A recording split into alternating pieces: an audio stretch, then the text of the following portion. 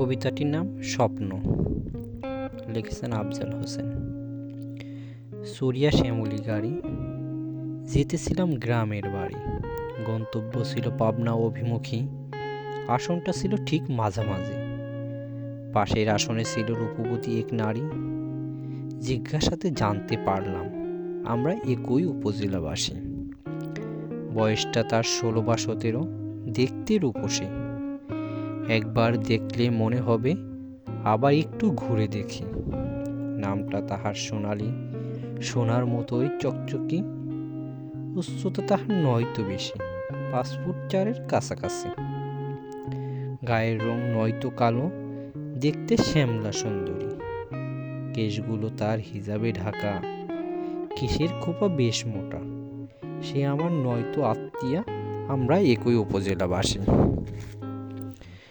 মনে মনে ভাবলাম একবার, যদি হতো সে আমার উত্তরসূরি। মুখটা দেখে মনে হতে পারে আশরাফুল মাকলুকাতে পূর্ণতাতে। নিখুঁত তাহার দাঁতের শাড়ি, দেখে মনে আসলো আনন্দ ভারী, পানে আসলো প্রশান্তি। তাহার নাকের সৌন্দর্য এমন, শ্রীবৃদ্ধি করে প্রতিটি ক্ষণ। পড়াশোনা তাহার সম্মান প্রথম বর্ষে, আচার ব্যবহারে মনে হতে পারে সম্মান পাওয়ার যোগ্যতাতে।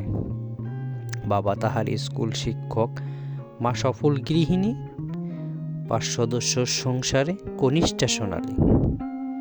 গল্পের মাধ্যমে জানতে চাইলাম বাড়ি যাওয়ার কারণটা কি তাহার। পাত্রপক্ষ দেখতে আসবে তাহার, বাড়ি যেতে হচ্ছে এজন্য এবার।